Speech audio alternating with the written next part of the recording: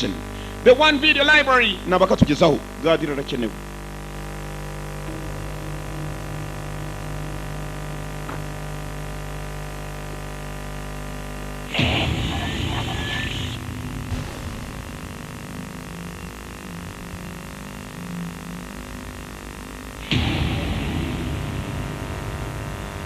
Yeah, 7 arts.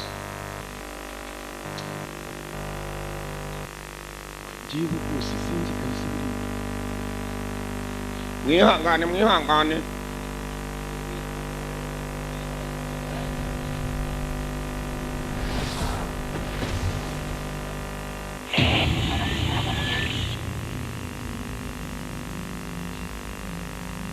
Ushaka kureba filmu ubundi ndababwiye nako ndacyabivuga. Niyo mpamvu abantu benshi amasambu barayamaze uragenda wakira amafilime bakumva ibijwi bibi ngo ni super. Maze ntibazi no gutandukanya abasobanuzi ni benshi cyane ariko ibijwi ko ari bibi ngo ni super. Super nibazi ko afite ikintu kibi cyane. Yararenganye. Yarapfuye. Paramount nabatugezaho. Dutangira. Irasini. Uko dutangiye 7 arts nabatugejeho filime yiswe tutaragera ku izina rirya Paramount Pictures Presentation presents rena ku izina ryayo ritari ryageraho reka turebe bitangiye mu mashyamba isasu by'amanywa ragatsindwa n'uwiteka Paramount ifatanyije na 7 arts pictures kumanywa rules of engagement amabwiriza yo kwivanga mu ntambara nameze ati reka uziyarebe igihe abakomando binjira mu rugamba n'iryari hari igihe bibarengaho alaka Tommy Lee Jones mwibuka mga filime kitwa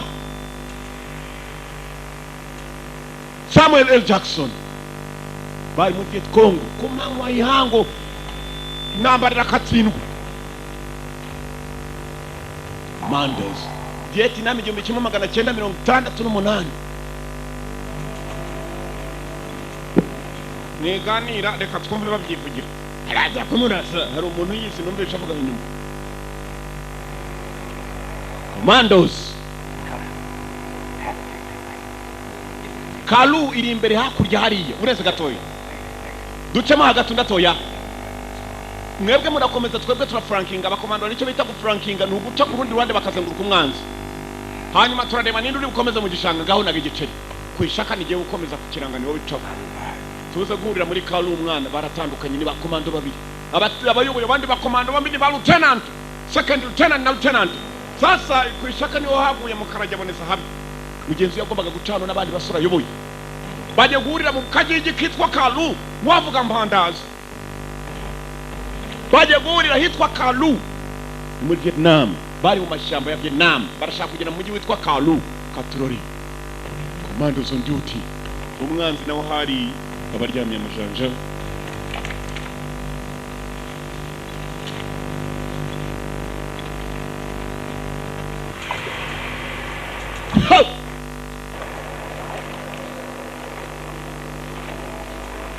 barakore ko abasore badukomeje kugenda ku manywa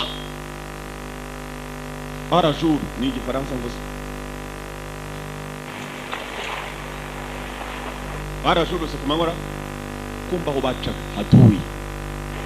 adui tudui abaguku bari hafi aho ngaho abaguku babonye abanyamerika batarababona ibi babyita ambush bakira bake iyo mguye muri ambush bakira bake rabanje uyu kumba we yaciye we ntabwo yaguye muri dudui mugenzi we yasize muri wa murongo amubwira ati kwishaka nini kubwira urakomeza nyenche hakuno we yaratabawa cakumi abaguku kumbe nabo bari bateze ariko bari bahagarara batari babagiramo mwana mutuze nta kibonye cyo gatsindwa nta kibonye uryame mwese mukuruza amabondo tujye mukuruza ndahari baga baragenda kamera nk'inzoka sibyo navugaga barasutama abandi barakuruka musirikare we yasutamye jumena ko umenya ko byakomeye numubona asutamye jya wita uvuga uti mumbabarire musirikare kurusha ndaragatsirwa n'uwita bagiye kurekura umuriro ibyo bintu bagendana birakonja ariko ibivamo n'umwoto Kalu kumbe babonye abaguku batatu nabo bafite abayobozi babo yewe abanyamerika numva bahumuye tuze tubahumurize nuko atsinzwe tubahumurize abaguku bari hano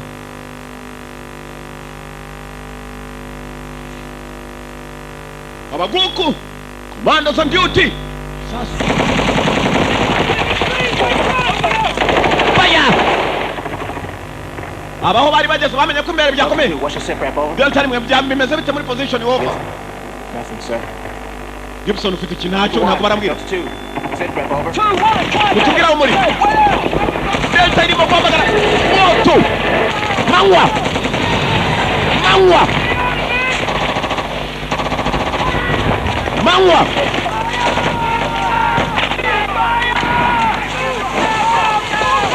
Abanyamerika bafunguye umuriro abaguku batari babageraho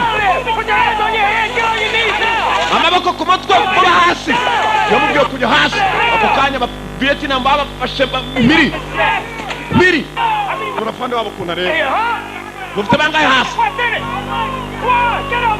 we uze kigoko nazana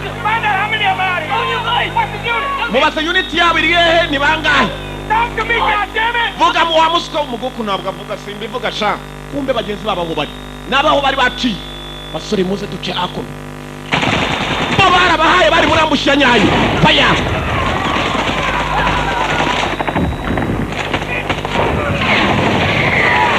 nandi kumviriza neza bagenzi babo baciye ni habi cyane bo barabahaye bari mu gishanga hagati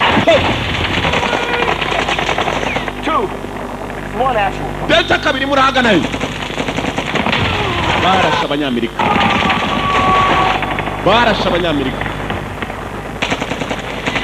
Ntugatinye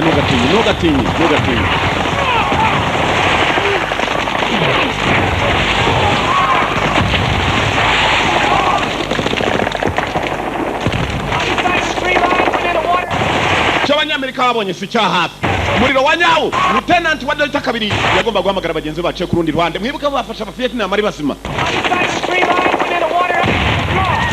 turi mu murongo wa gatatu uciye mu mazi yaho babarasiye mu mazi mu gishanga umuntu abakureba neza uri ku musozi abakureba uri mu kibaye Vietnam barabarashe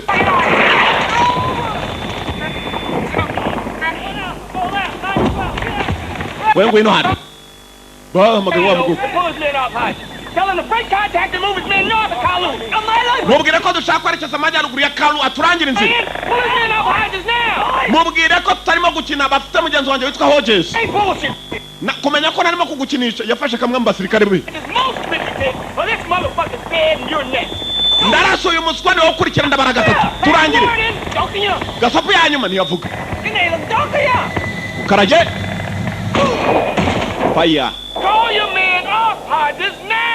hamagara abasore bawe bareka mugenzi wanjye witwa Hodges mfite ijambo ryanjye ndagusigura muzima ntuzabahamagara ngo bamusibireke ndakwica hamagara abasore be uyu ni ubayoboye abarimo kurwanya mugenzi we bajye no kumufata ari muzima lieutenant w'umunyamerika lieutenant Hodges uyu mu Vietnam ni utanga itegeko bagenzi be akamusiga Hodges asigaye wenyine abasore be bashize lieutenant Hodges kuraba Vietnam baracyarasa bararasa n'ubusa amasasu ari ku birenge bye mashini gun ndizo amurashisha afande yarababwiye basubira inyuma uwabamagani wa wundi bashyizeho imbunda uko bagasubiye inyuma Hodges yasigaye wenyine Imana itabara imbwa ntihumbye nawe yaraje abasore be bose barashize nta n'umusigaye akiracunze neza abona abaguku basubiyeyo abaguku basubiye inyuma Hodges nta n'umwe yashoboraga kuba yanaganiza muri bagenzi be abasore bose yaje buye barashize dore abaguku Viet Congo dore abaguku uracyari muzima uyu ni njyewe ni Delta kabiri wofa no kwitaba yageze ubwo barabona abantu bashize ngira fata radio mbwire niba ukiri muzima nta kindi yakoze mbere yo kuvuga no gutitira kwinshi cyane n'ubwoba basore bari bashize yafashe bya bindi bimwe bimurika hejuru maze arakirasa bagenzi babo n'abari ntabwo uri bupfuye umunsi turakubonye Maria habwa icyubahiro na Yosefu se wa Yesu nuko umugaturika ahita kubwira bashingije icyubahiro cya Bikira Mariya ibintu yabyinjiyemo inama yarumvishwe umugabo yarahwereye yaguye igihumure kubera urupfu rw'abasore be yabonye nawe ugenda ugakubitana n'abagabo niba mwarandiganye ngo ndakuze ngo ari kuziko ngo wakuriye munsi ya paruwasi nanjye ndi haruguru kuri butiki kugira ngo ibyo yabonye warabibonye abana abasirikare mister. Iminsi yaragenda amasaha 20 Camp Eugene North Carolina muri Carolina y'Amajyaruguru muri Amerika hashize imyaka 28 va muri 68 ujye bucacira imyaka 28 ongeraho iyo myaka wumve nejo bundi muri 90 na dore nguyu umugabo aho yari yicaye yatekerezaga iyo ntambara yahuye nayo. Kumbe cyari igihe cyo kudemobiliza hamwe mu bakomando. Colonel Hodges yari yarabaye na colonel muri Vietnam, yari lieutenant, second lieutenant wungirije. Barakwereka ngo yaje mu biro umunsi mukuru, bari bamwishimiye abakomando agiye kubasezeraho, agiye kuba demobo, bagiye kumudemobiliza. Uko yakazi yari lieutenant mwiza cyane mu ntambara, ndetse umuntu nakano mwiza cyane. Atis mwumve ibiziki barabikata. Ladies and gentlemen, bagore namwe bagabo, the reason we're all here, impamvu turi hano, Colonel Hayes Hodges. ni Colonel Hayes Hodges. Colonel Hayes Hodges bamukomeye n'amashinshaka rwose, n'amashinshaka amashi bagombaga kuba yakomera ya za ntwari zapfiriye ku rugamba kubera akazi ke. Years of distinguished service. Imyaka 32 yamaze mu kazi katoroshye, n'akazi ka gikomando. Bamukomera amajye rwose, mukomera amashyi rwose, muyarekere ayarahagije. Colonel, and a surprise, so don't act like you're not coming up. Dugufitiye agatangaza, tugufitiye n'Imana mbere yo kuva mu gikomando ugiye kudusezeraho. Agiye kumusivira usibye ko ngo wabayeho umusirikare, nta na rimwe yigera kivamo. Turagushyigikiye. Mugenzi we nawe yarahari. Mugenzi we wari umaze imyaka batabonana, baherukana muri Vietnam hashize imyaka 25 ni wa mutaba yuri yari kuba ari umupfu. Mwibuka yari mu telefone yaramubwira ngo uyu munsi ndaje gutabara, ntabwo uri bupfu uyu munsi. Uko yakaje kumureba ibyishimo bwari byose. Uyu munsi naturutse hafi ku gice cyizi cyose nje kukurebera umunsi mukuru wawe. Yaraje kano Hodges maze anezezwa na Mukarage waturutse Kiradi hagiye kumugenza gukora igikomando muri Amerika. Inayo yari yamuteguriye ishimwe, ngwino ufate ishimwe ryawe. Yagiye kumwishimwe impano uyazahora mwibukiraho bakoze akazi kamwe muri Vietnam, uyamusize mu gisirikare. Ngota kano. Marine Lieutenant Presley O'Banion defeated the Barbary pirates on the shores of Tripoli in 1805. Out of gratitude, Pasha gave him the Mameluke sword. The Marine officers have carried one ever since. Yamubwiye ko ari inkota yatwawe n'ingabo za kera zabaye intwari zakunze kurindira ibihugu byazo, ndetse akaba ari inkota iranga imwe mu ntwari zarinze Amerika zikatuma Amerika ibaho. Ni inkota zajya yitwa ziteka yumve ko ari intwari nkayo. Imyaka 28 umugabo yari yicaye ku gatebe azi kurwana, arwana yemeye gutanga amaraso ye n'indwanyi. Turamushyigikiye. Murakoze cyane. Well, no more wars to fight, no more trials to lose. Nazini nambara nzongera kurwana, nta nubwo nzongera guhomba. Ubu ngiye kwigisha njye mu maresitora asanzwe, numve abasivili ibyo baturusha kurya mu maresitora, umva ijambo rye, abandi bakomando bagaseka. Ariko niba ngombwa, bisaba ngombwa ko mfasha igihugu cyanjye n'ikinsaba musada ndetse n'ubufasha, nzagaruka ndwane. Turagushyigikiye nta mukomando upfa, niyapfuye muze muragaruka. Murumvisha mwese muzenjira igikomando ngo niyapfuye muze muragaruka ntupfa burundu. Barasezeranye mugenzi, ibyishimo biba byose ngaha mu rugendo rwabo. Baraganiriye, umwe ndimo arapfa mu gisirikare undi yagisigayemo. Umwe ati nzagukumbura, I miss you too, nanjye nzagukumbura.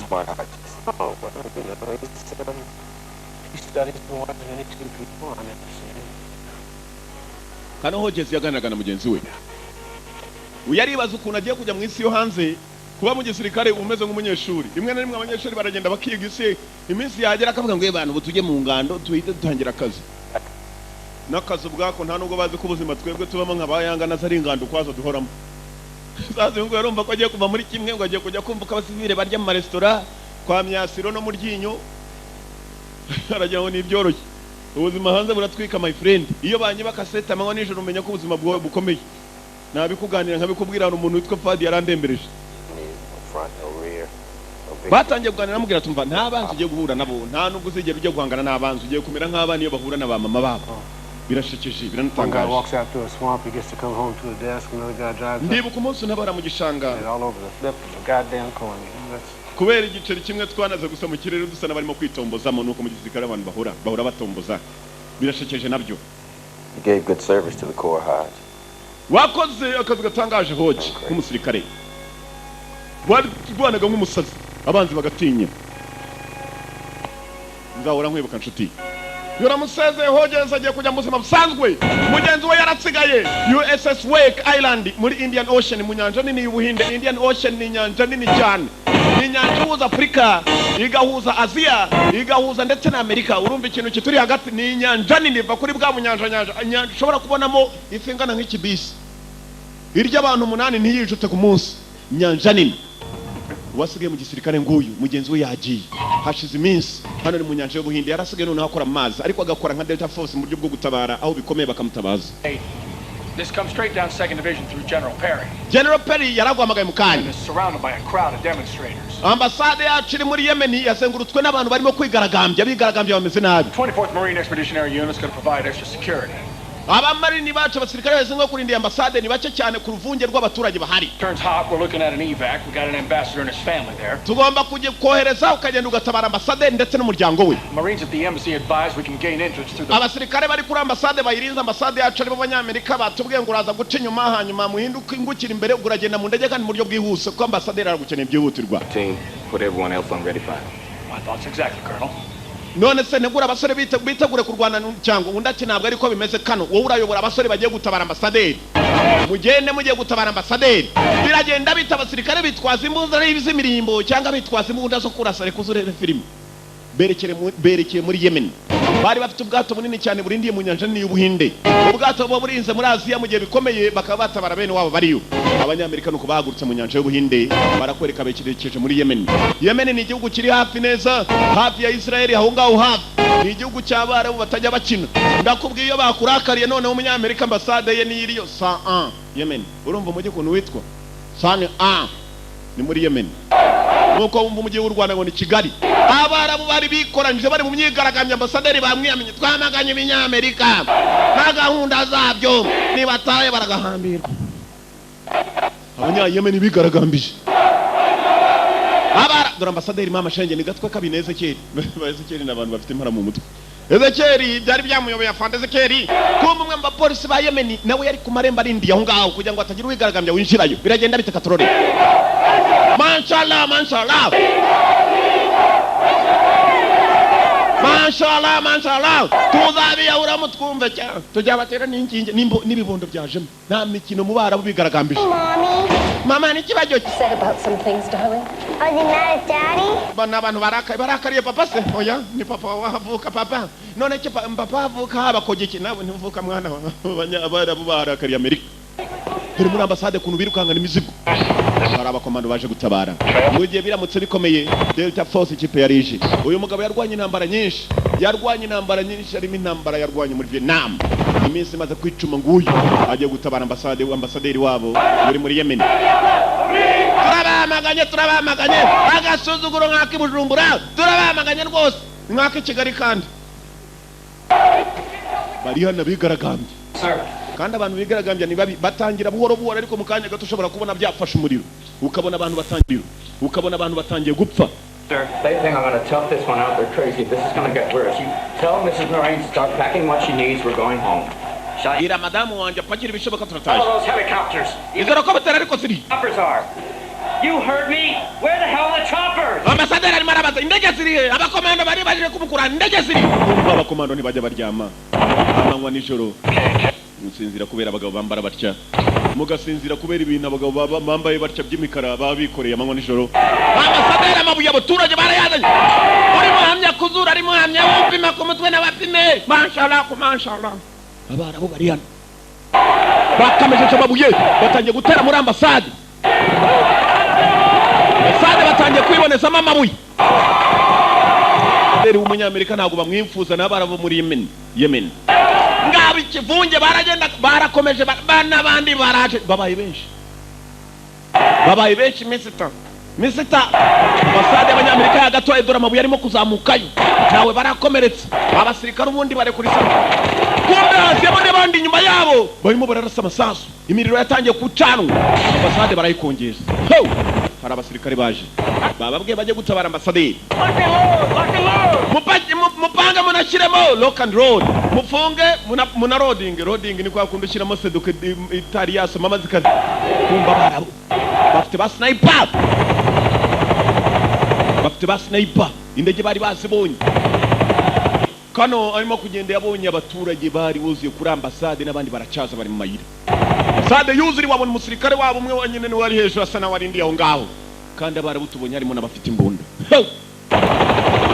Ibintu bishobora kurebuka. Uko tutabikekaga barabu batangiye kurekura umwoto. Abanyamerika ntibarare ku isasu na rimwe. Gucunga neza abona umudamu uteruye akana uruhande rwe hari umugabo ufite imbunda. Nundi nuka abagabo bafite ubwenge. Buraho bagiye kurasira bahashiraga umwana n'umugore. Ku buryo ushatse kurasa ikiyebe wavuga uti ngiye kurasa umwana sha. Ambasade barayikongeza. Ambasade y'Abanyamerika muri Yemen. Ndagira ngo ukurikire filime unarebe. Filime yiswe nde? Rules of Engagement. Amabwiriza yo kwivanga mu ntambara.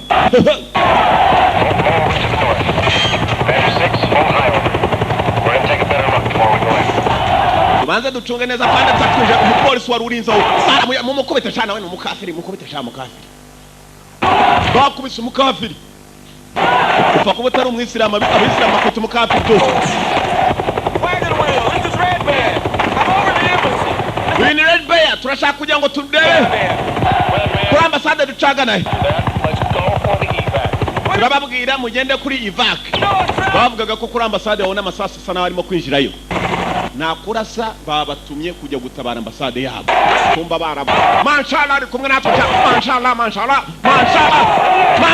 mashallah mashallah. Ambasade barashaka kwinjiramo ku ngufu. Barabaje gutabara ambasade. Ndagira ngo ukurikire filime nayirebe. Chese kiriya umufaransa niko avuga. Ubwo ababaza ngo niki kiriya. Chese kiriya. Katrori.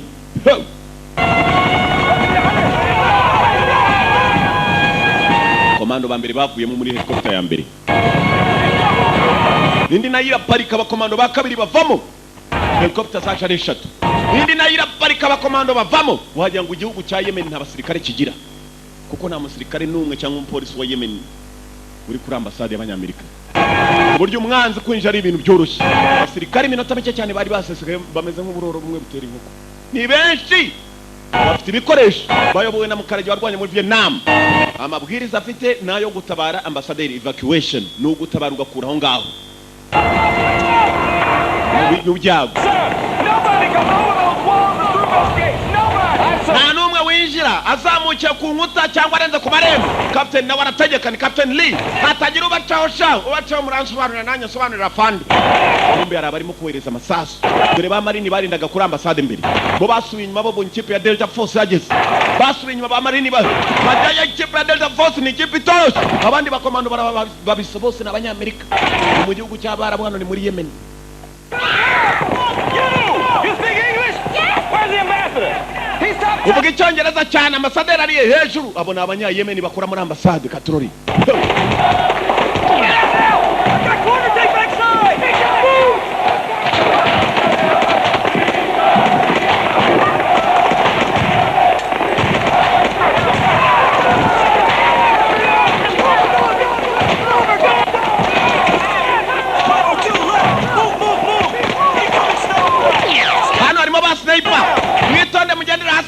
Sniper ngaba barabu barapima kunyama.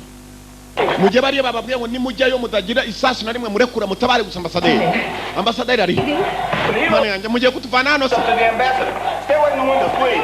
Uko butari zitegereje ambassadeur ziri hanze mutegereje atagira ujya mu idirishya amasaka arimo kwinjira. Ambassadeur mama sheyi. Nabinginze arimo arasaba imbabazi. Muvane hano we. Uko butari ziri. Baje twitagwa kukuvana hano cyane kandi mutaka. Ninde waguma muri uyu muriro urabona nasutamye sha. Ninde waguma muri uyu muriro? Mr. Ambassador yasutamye ambassadeur gusutama bari ibintu bikomeye ambassadeur uko bameze nka president mu gihugu cy'abandi. Ngo agenda apfukamye apfukamba kamba nk'iminji umenye ko ibintu byakomeye. Abantu batangira gupfa. Basi nipa barabica. Filime yiswe Rules of Engagement amabwiriza yo kwivanga mu ntambara bibaye ngombwa. Baragendera hasi bamenye ko hano bari basi sniper. Babarabu barabapima nta sasu ry'umunyamerika na rimwe byari ryasohoka urebe filime. Kubera ikireba filime yiswe nde Rules of Engagement.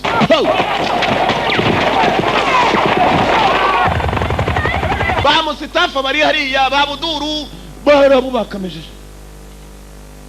Babuduru amazina aba dare Musa anagaye igisasu na mikini yadi na Yusufu bana babarabu bari hano. Fire battle on the ground. Wakana ambassadeur. What's your name, sir? witwa nitwa Jacket ni mwana wanjye ngino mwana wanjye ntabwo ari umunyamerika bambira bakabaye baba nizuma. Want to bring that with you? Uriteguye mujyane kuri rokobutera kandi kati cyane. Papa yagiye tekereza ambasaderi yiruka agasiga umwana bamenya ko byakomeye. Aha naho umwana rero na nyina kamuta. Ntabwo ari hano umwana rero nyina niyumva nyina aramwumva ariko akamusiga. Umusirikare ni wafashe. Sniper ari muri metero nk'ijana gusuvuye hano. Sniper abapima neza ko ari hafi.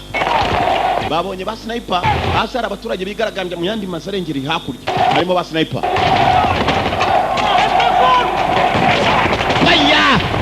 We got 3 Marines hit. One is KIA. Dufite ba marine batatu barashwe umwe ni KIA. Tell them to wait out. Roger that.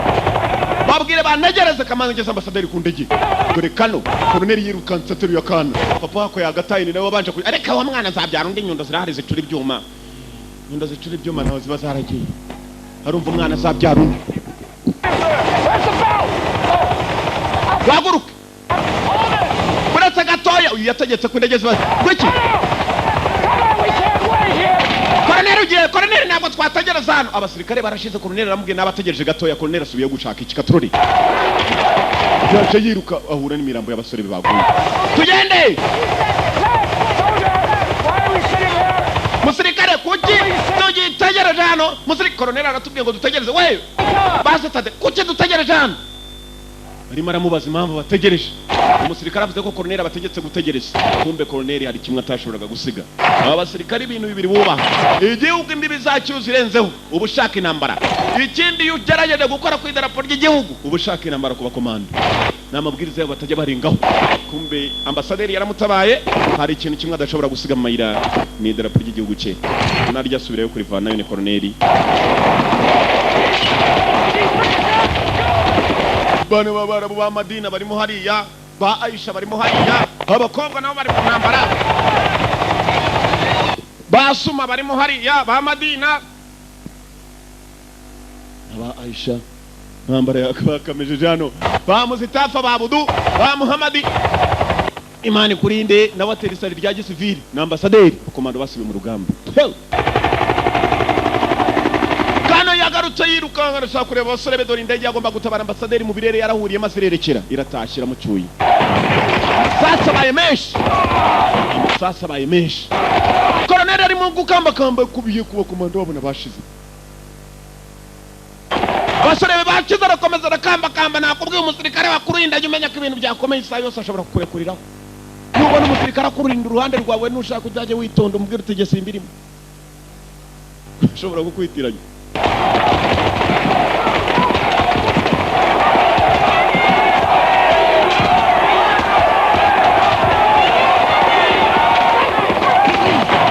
Yirukanse maze aragenda gwayo akigwayo hari undi musore wari hejuru ye baramuha.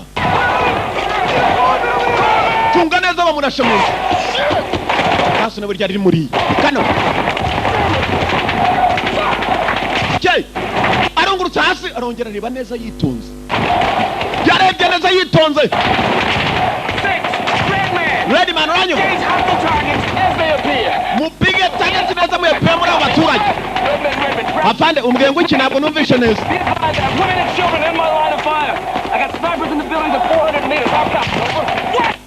Hejuru y'inyubako ariko ba sniper ntabwo tubabona. Captain Lee wumvishe itegeko ryanjye murasaba baswa. Turasaba abaturage. Murasaba baswa. Engage mwivange amabwiriza y'intambara dore kwamera abasore bababwiye kwivanga maze dore moto mu baturage. Umuriro. Dore moto. Dore umuriro. Kawa data we. Abakafiri baratumaze we. Dore moto.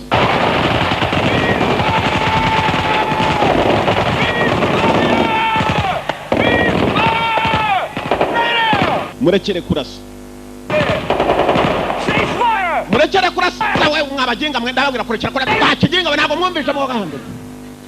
Be snipers out there. Stay down. Ba sniper barciye kurasa ni murekere. Mama we. Mama umukafiri cyakoze mwana haramu. Ho. Ayaya dore Captain Lee niwe babwiye kano ya mu telefone yaramubwiye ati Captain mwivange mu ntambara dore umwoto ako mama ko mugiye kare koko hango cyuta mu ruhande kano yababwiye engage bivanze sibyo bashakaga segera so yiturwe mwumvishe uruturambo kanya gato cyane igihe kitare yewe data we abakafiri barakakasirwa we umwana harama aratumaze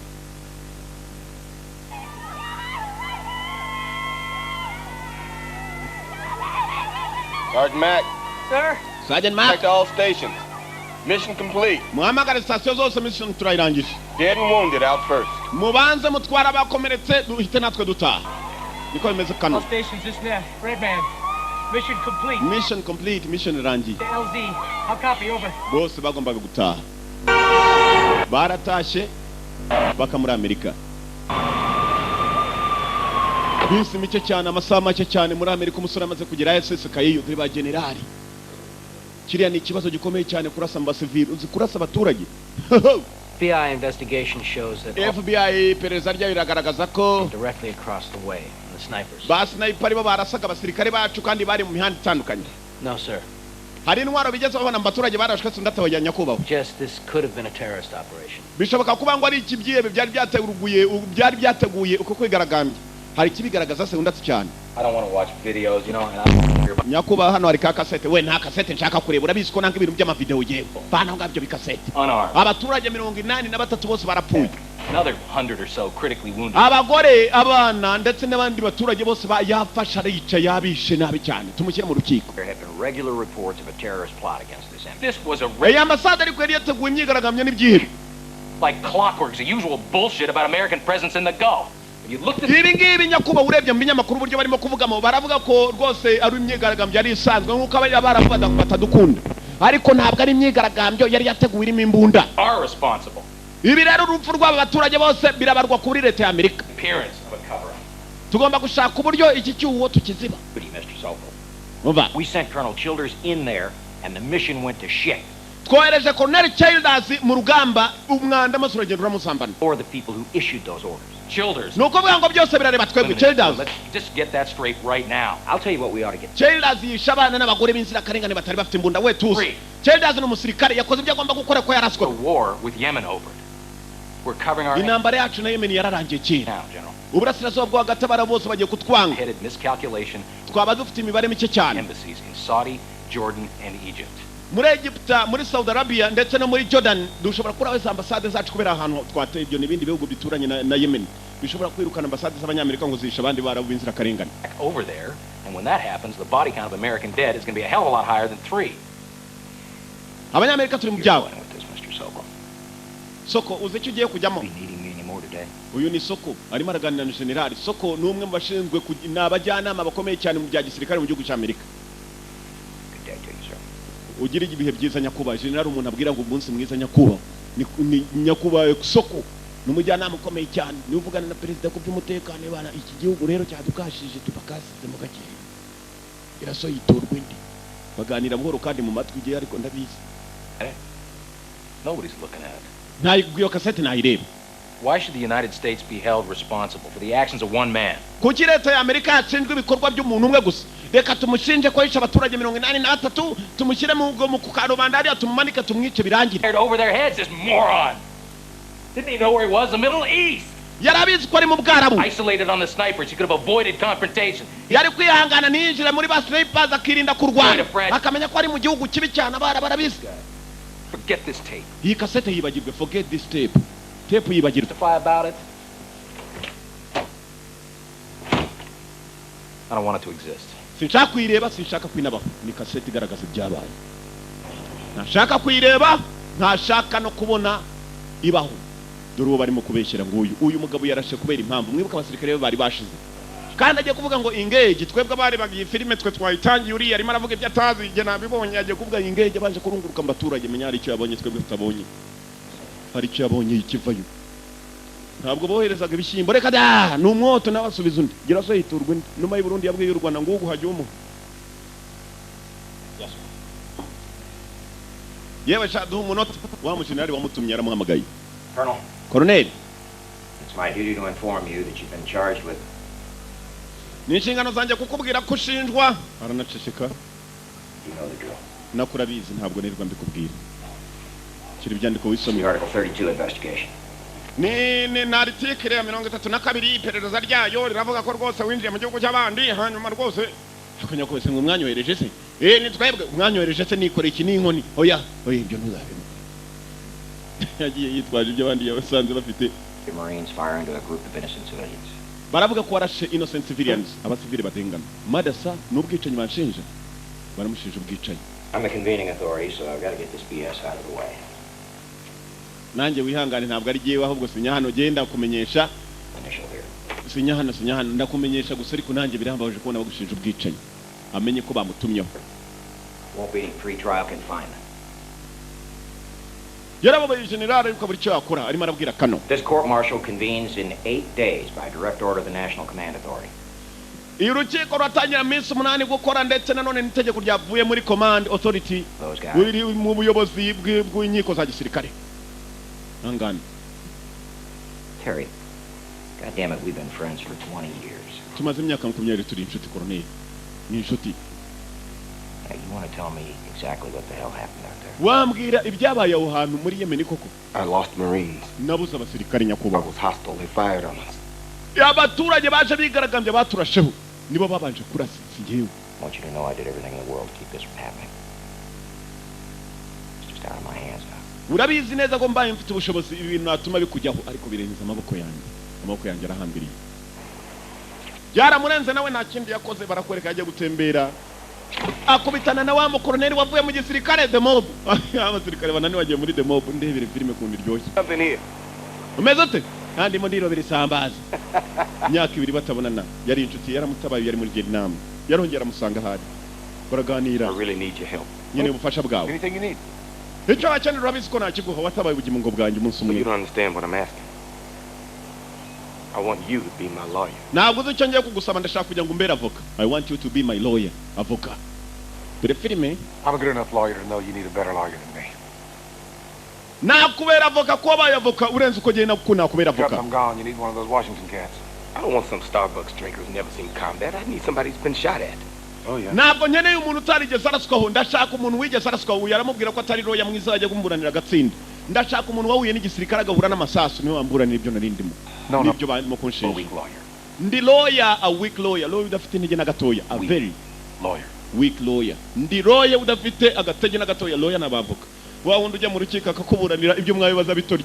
Azamuka gukuntu ngo buri munsi ipantaro. Hano baragenda ba lawyer ugomba kujya kugura lawyer ugomba kufite n'agafaranga hafi.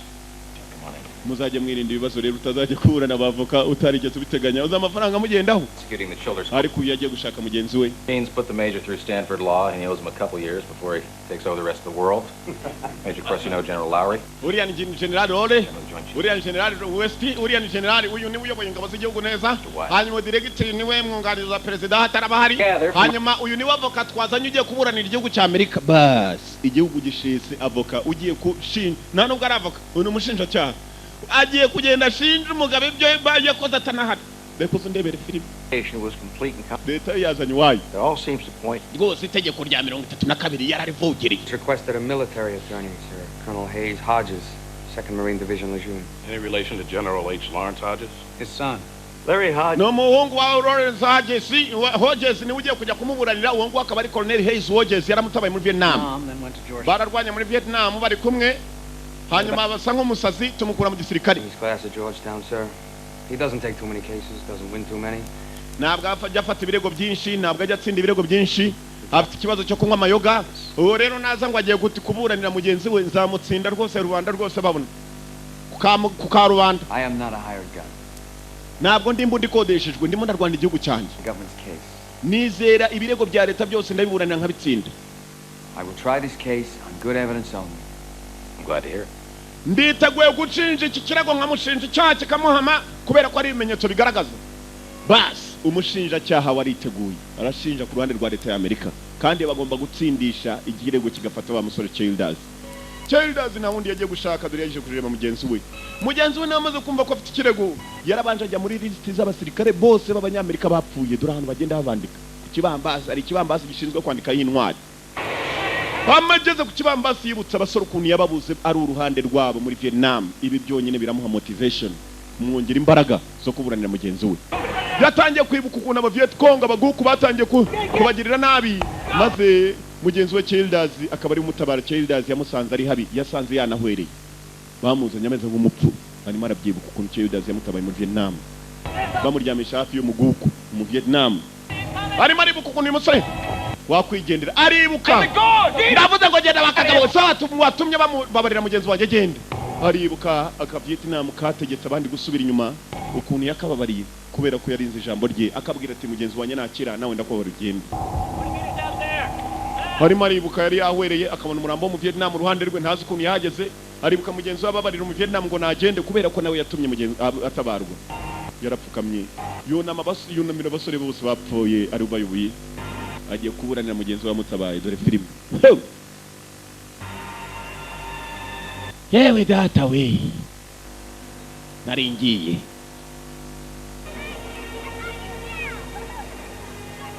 Hey, Mom.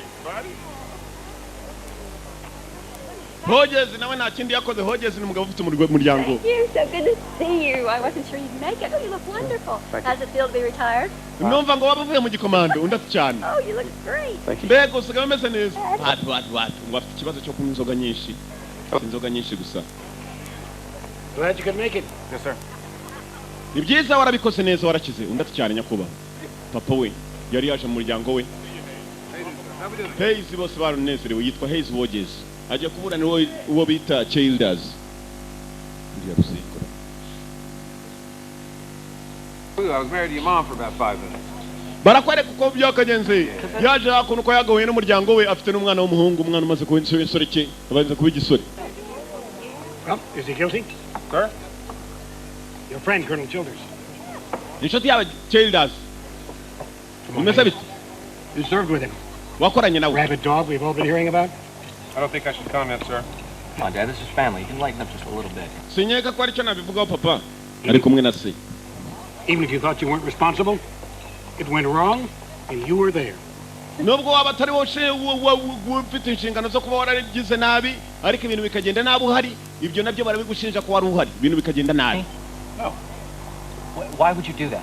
Ugiye kumutabara undacyane ngiye kumuburanira. Because he asked me and I owe him. Kubera ko yanyinginze kandi nanjye hari cyo namukesha. Wisdom from the one person in this family who is not elected to serve his country. And Childers must have snapped. That was a comeback. I've seen it many times. Childers ashobora kuba yarakoze amakosa mu ntambara kandi bibaho. We have the presumption of innocence in the United States of America. Kubera ko yashatse kugira ngo abanyamerika bawo gupfa gutyo kandi bicwe nabo yarebaga agahitamo kurasa bose. Mom and Dad's anniversary. We turi ku munsi w'ubukwe bukuru bwacu mu myaka ibayije natushingiranye turongoranye. Mbabarire mwo kuvuga ku bintu by'inkiko hano. Uri mama w'abana. This man has trashed the reputation of the court. He's put us back 20 years. Imyaka ikizari 20 mushobora kuba mwarakoranye neza. Umusaza nawe yavuye mu gisirikare, nawe yari se uyu musore nawe yari umusirikare. Turn him down, he saved my life. Ntabwo natuma ajya mu byago wenyine, yatabaye ubuzima bwanjye. Ngiye kumuburanira. By falling senselessly on a grenade.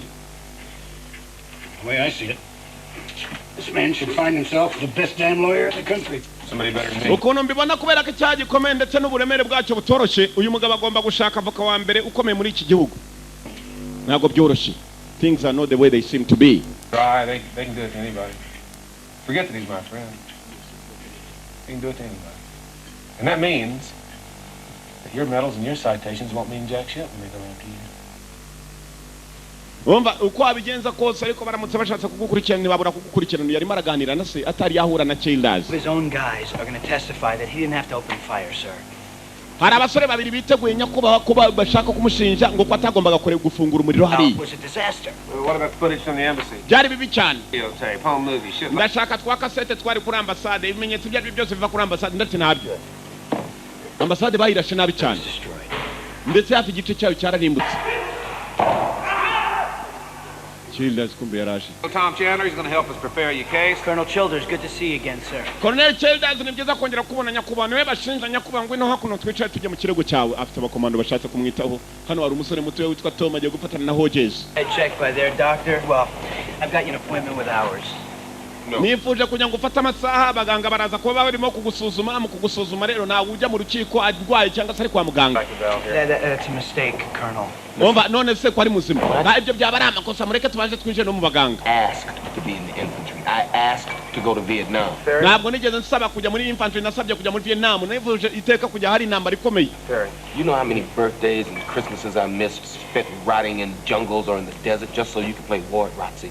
Childers. Uzi inambuzi za Noheli nizingaye nahombye sha ndimo kurwana ndi mu ntambara rimwe na rimwe ndi mu mashyamba ubundi ndi mu butayu. Batangiye kuganira na mugenzi we. Combat with other people like Tom Chandler sitting right here in front of you. That's who you're making your case to. Uyu musore numwe mbari bwunganira ikirego cyawe uko byamera kose umwizera. That's because all my witnesses are dead. None se ninde muntu wawe? Bas. Okay, so what happened? Byagenze bite rero turabagabo ngabakunda nabarimo bo yukuntu bari mu mushinja. This doesn't happen in a vacuum. Let's get a complete history of Colonel Childers. I mean, talk to every Marine he ever served with. Tuvuga ku mateka ya Childers kwanza duhereye mu mizi ye turuvugane n'abakomando bakoranye nawe.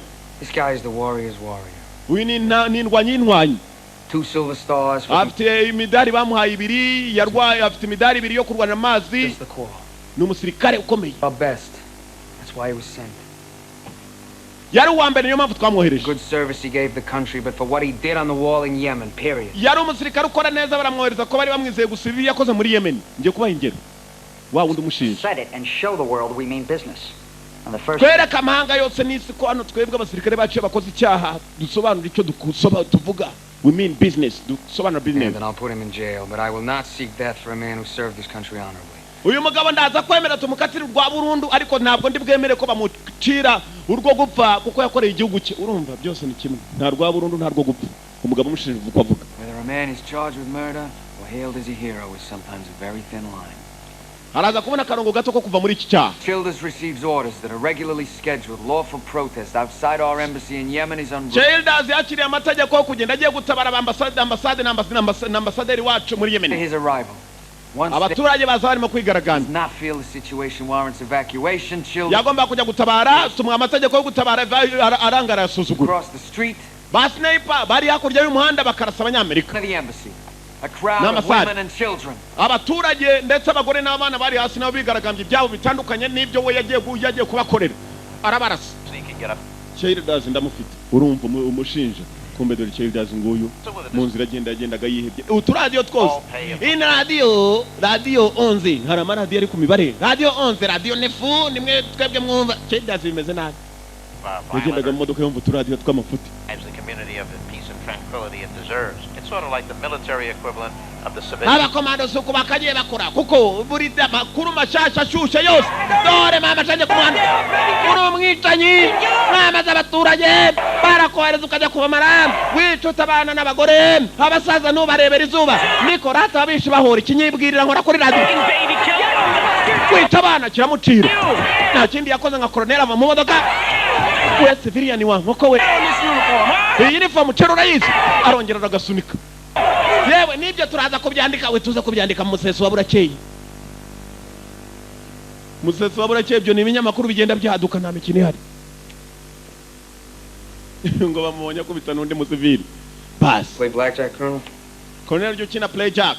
Colonel uyu nugiye kuburanira Hodges nako Childers uyu niwe Colonel Hodges yaraje guhura n'uyu musore uzashinja Childers. The guy next to you. You know what cards have been played, you'll beat the house. Niba ukina amakarita cyangwa utayakina ari igihe rimwe na rimwe bikomera. Rimwe na rimwe ari igihe udatsinda kabone n'ubwo waba uri umuhanga bingana iki mu makarita. Television knocking some zit-faced kid around. You have to understand the kind of pressure Colonel Childers has been under, a man with that kind of service. No. Naje ninja kubaza niba uzi uburyo Childers yakoze makazi. You're aware, Colonel, we could ask for the death penalty. You're not. Araza kubona igihano cy'urupfu niko mbibona. That has been suggested. Niko bikeka nawe. Think what happened if a Yemeni killed 83 Americans? Wambwira ibyabaye muri Yemen yica abaturage 83. Have a seat. Icara. Please. Colonel icara tuvugane. uyu niwe uzamushinja uriya nugiye kumuburanira kandi arabona akagabo kagiye gushinja karashinja ibyo katazi ariko kamwemezaho icyaha. Now guilty, he throws himself at the mercy. We'll help him out at sentencing. How much help? Well, I'm not about to promise you anything, but I'd say in the neighborhood of 10 to 15, out in 7. Major, do you know what the life expectancy was for a second lieutenant dropped into a combat zone? uzi ubuzima bwa lieutenant wa kabiri wari muri Vietnam muri 80 na kangahe uko bwari bumeze ndatsimbitaho. Ibi bintu ugiye gushinja umusore umushinja ubwicanyi ntabwo yigeze yica umuntu. Tombora. Arajya hasi nyene ko ntombora nako mbibona. I got a question for you, Colonel. Mufite ikibazo kano. What happened at Kalu? Kalu byagenze bitajya kugutabara icyo gihe. The Battle of Kalu. Nambara muri Kalu muri Vietnam. Something happened. What the hell was it?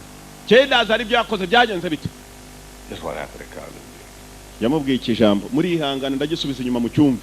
Kumenya ko rwose abantu banyamategeko nabo bafite amagambo bavuga.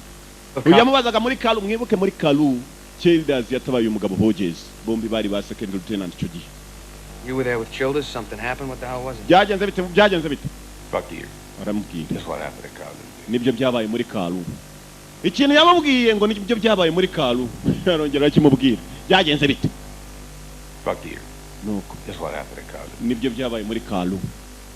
Kongere duhurire mu rukiko. Yaramututse. Ariko sinabivuga rwose ubwo nabaye umunyamerika kandi na munyarwanda utukana. Your permission to go to Yemen? Kandi abanyamategeko. Did an exhaustive Article 32 investigation. This thing happened in Yemen? Nyakuba mwanshigikira mukemera ko njya muri Yemen ngatangira ikirago nyereye mu mizi tukareba ukuntu kano Hodges yarenganurwa. Uyarasaba kujya muri Yemen. Witnesses or something the investigators overlooked, sir. Hari ibyo bagiye mu iperereza ryo kuba bamushinja Colonel Chelas.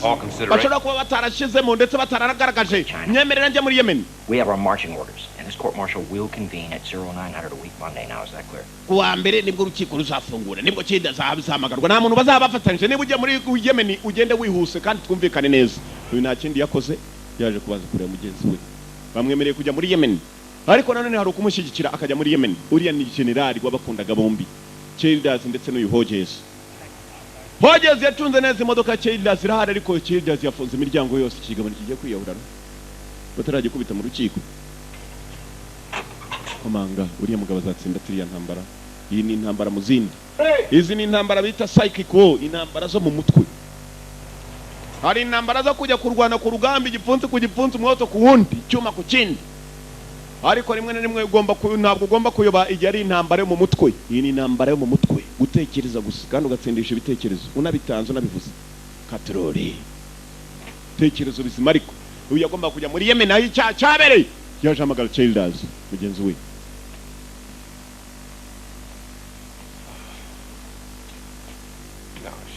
Mwanda wera kumbe Chelas yari yicishije inzoga nta n'umudamu agira nta mwana ntabwo yigeze abona akanya ko kurongora ko yari umusirikare. Ntabwo nari ngiye ndabizi ntabwo wari ugiye yanyoye inzoga J&B yayigejeje hagati. Can I leave you alone with that thing in the house? Yeah. I ain't gonna six on you, Hodge. I'm going to Yemen. If I have to stick your ass in the hospital till I get back, that is what I will do. Ndashaka kujya ngatafari kawe tukajyane kwa muganga ngiye kujya muri Yemen mpaka ngaruke wowe kirwaye. Tuzavuga ko urwaye agiye kwirwaza. Bamuteremo serum y'ubuntu nta kirwara afite. Nabana ukarataramye. I'm not going to shit you. They offered us a deal. Ntabwo ndi bukubeshya na nubwo nje kukubeshya ngiye kujya muri Yemen. What do you think? I think they're Tekereza iki? For a whole lot of reasons. Ntabwo nzemera kubambwa kubera impamvu nyinshi. Tubyemere tubise nari intambara yacu yanyuma. Bas bari kumwe. Ay. Kano Hodges. Na Kano Chelas. What they asked me to do, Hodge. Nakoze ibyo bansabye gukora hose. Marines over there. Nabuze abasirikari muri iyo ntambara. I lost Marines over there. Nabuze abasirikari. Yanarize. If I'm guilty of this. Niba koko narakoze ibyaha. Everything I've done in combat for the last 30 years. Imyaka 30 nakoreye igisirikare cya Amerika ibyo byaha byose babimamye. Nguyu yafashe indege ajya muri Yemen. Jackson bitinda mu kanya baganiraga dore yuriye indege arimo arajya muri Yemen. Yemen nta kindi cyamujyanye agiye gushaka ibimenyetso. Gusa ibimenyetso ajya kubishaka yari afite amafoto y'abantu bapfiriye kuri ambasade y'abanyamerika. Afite ibimenyetso afite ambasade ukuntu yahiye. Na naka kanya arakibaza ntabwo agendera kuri ibyo gusa agomba no kugera kuri tere. Katurore.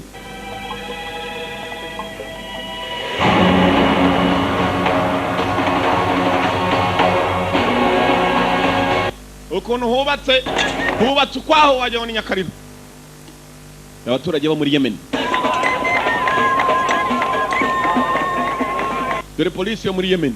Abana b'Abarabu bara. Captain Hustings, I'm not in uniform and I'm not saluting because of the snipers. Please. Ntabwo ndi muri uniform, nta nubwo ndi butera amasari kubera aba sniper. Uraza kwihangana hano ni muri Yemen byahura bizi banga abanyamerika nshobora kuguterera isari bakamenya ko turi abakomando bagahita bampima muraho nyakubahwa. Afande turagushyigikiye. Nawe ni umusirikare uje kumutora. Akira kumbwira umwanda utwara imodoka. Ndakumvisha nyakubahwa. Nagusoma kabisa. So nindi mizaje komando ntuzabivugura umusivile bashobora kugukurura. Nagusoma we mujinga sana badirisha ufite ikiburi nindi mizaje komando. Bas nta kindi yashakaga n'ibimenyetso bigaragaza Childers koko ko yakoze People who were at the scene as you requested, sir. We can start tomorrow. Nyakubahwa nateguye abaturage bari baraho ibintu byabereye hari twatangira nejo tukajya muri abaturage tukabaza. Mpereza katsindwe mwese muri bamwe mwamugambani. Dore abaturage bo muri Yemen arayicaranye Karabure. Akiriye Karabure mbonyera nsubize inyuma turebera. Yandi Karabure 12. Abaturage bari hariya n'Abarabu nta mikino bagira. Muze harashaje ariko bana nca kubanyamerika kabisa. Karabure 12 nta mikino. Muze Abuduru n'Abarabu hano we. Nibasarama ariko nta mikino. Mashallah. Uyabaye kigera gutya mu hoteli agiye gucunga neza n'abaturage barazifite. Abantu nakuntu bajya myigaragambye bure kubona urusasu ruturutse mu kana n'utwona hariya tuba tuzikoreye. Went to a bunker outside the city behind about a mile of barbed wire, sir. Barerekeye nta handi yamutwaraga ni kuri ambasade y'abanyamerika aho yahoze. N'abandi babayo. Ambasade yarahakuwe hasigaye harindwa n'ingabo za Yemen. Abasirikare ba Yemen ndetse n'abapolisi. Dore utumodoka twahiriye. Hashize iminsi dore ukuntu habaye uyu nta kindi cyamuzanye yazanye na kamera arashaka gufotora ibintu byose. Undebera ukuntu filime igiye kuryoha we ntuhumbye wemere umere nk'impyisi humbye hashize amasaha 3 ariko iyi filime irangiza udahumbye kuko nuhumbye urahomba nanjye se mumbye ubwanjye. Raka aya masasu narimo kuzamuka kuri ambasade saturutse hejuru. Nukuvuga ngo bari hasi. Hari icyo batangaga. Ibise ibimenyetso bantu bakuru ibise ibimenyetso natwe ubwacu tugiye kuburanira uriya mugabo ibise ibimenyetso hayiga data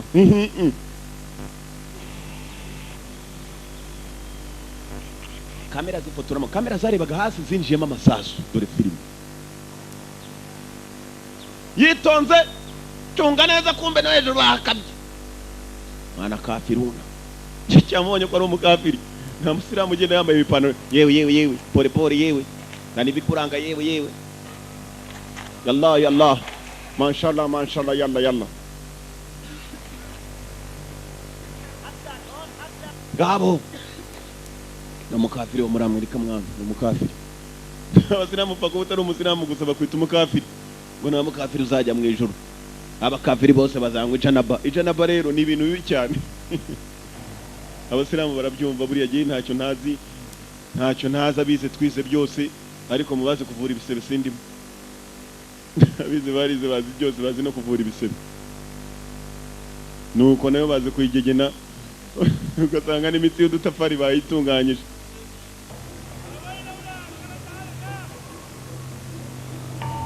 je muri embassy amasasu gaho yagezemo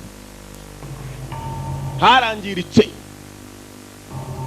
reba nuhumbya nakubwiye urahomba ayaya dore idarapo rya Amerika niba bararitwitse bakaza kuri nagame indani nibyo amasasu yagezemo bina kindi cyamo leta ya Yemen yemeye icyo bita cooperation to cooperate kumvikana bareba ukuri nukuye uyagezemo indani yasanzemo ka cassette muri ambasade ntazo wagashizemo urebe filime ako gakasete arangije agafotoreramo ndareba urebe nuhumbye urahomba kuko buri kintu hano arimo gufata akagifotora gikubita umufuka iki hari impamvu kijyanye uraza kuyibona sinkubwira ngo niyi kuko nanjye ndimo ndareba filime nkayireba ariko giye kuko ndi umuhanga mu gukurikira filime nagiye kure niyo mpamvu turi bujye kure ucungu nareba ndakubwira ibyo bavuga ibi ndimo kongeramo ni gisoryo nako n'umunyu ni ibirungo bon appétit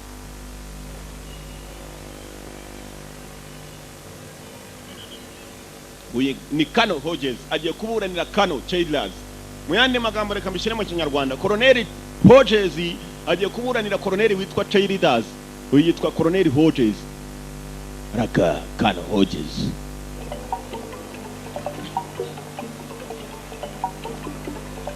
ariko uwagiye kuburana mwibuka ikintu kimwe wagiye noneho gushinjwa n'uwitwa Major izina ndaryibagiwe yafotoye neza kamera ukuntu ibireba hasi kamera iri hejuru irareba hasi arangije arayifotora arongera arayihindukiza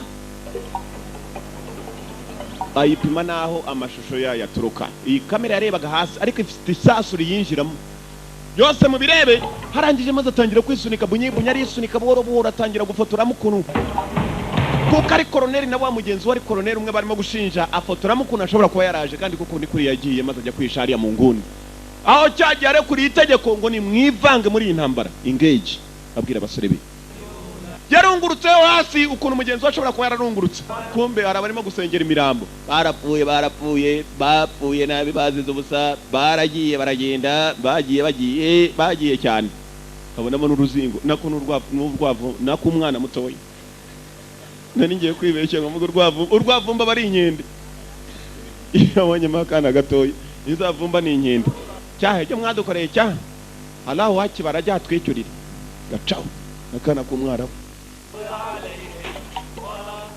القوات الأمريكية البحرية أطلقت النار جاء كونو كوري بوليس aza gukora iperereza rye yagiye kurana mugenzi w'icyayi cyabara cyane umva amagambo Armed American Marines, they were shooting at his people. abaturage barashwaga n'abasirikare b'abanyamerika bafite intwari She's saying the Marines shot first. abasirikare nibo barashe mbere se تقول أن المارينز هم البادئين بإطلاق النار؟ Why were your police officers ordered to abandon the embassy on the day of the riot? kuki mutategetse abasirikare banyu bajye kurinda abaturage bari bagiye mu myigaragambyo لأن احتجاجهم كان سلميا إذا لم يكن ملزما علينا أن نقضي الليلة هنا amusubiza icyarabu No reason to stay. ngo nta mpamvu abasirikare bagombaga kuhaguma aho ngaho بعد القتل هل وجدتم؟ hari intwaro zabonywe muri aba baturage se أبدا أخذنا كل شيء بقي هناك umva mwarabu mwarakaye cyane mashallah abana b'abakafiri mwaratumate ngo nta ntwaro bigeze babona muri aba baturage baraho hafi aho naho habona kandi ka kasete ako ka kasete niba nako yarakibye nibyo utambaza mwibuka kandi ka kasete yabonye muri ambasade kuri filime kungwira ryo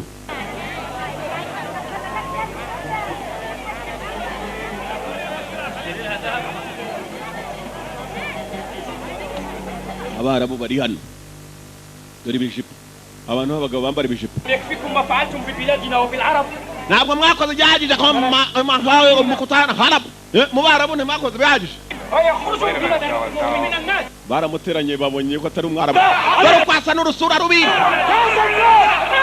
ukiriye cyatsi kirya ari kizima tujya kugikaranga mu butasha barabu bari hano afite agasura katameze nka kacu shana umunyamerika uyu nguyu ca yewe ca umunyamerika sibwo yahuye n'isanganya yagiye mu iperereza nawe bagiye kumukururira dore abarabu umugabo yarirukanse mama shenge mufate umukafiri sha mufate Muhammad yadusigiye rwose isezerano tuzajya twica abakafiri ciao basi ko umugabo yakagiye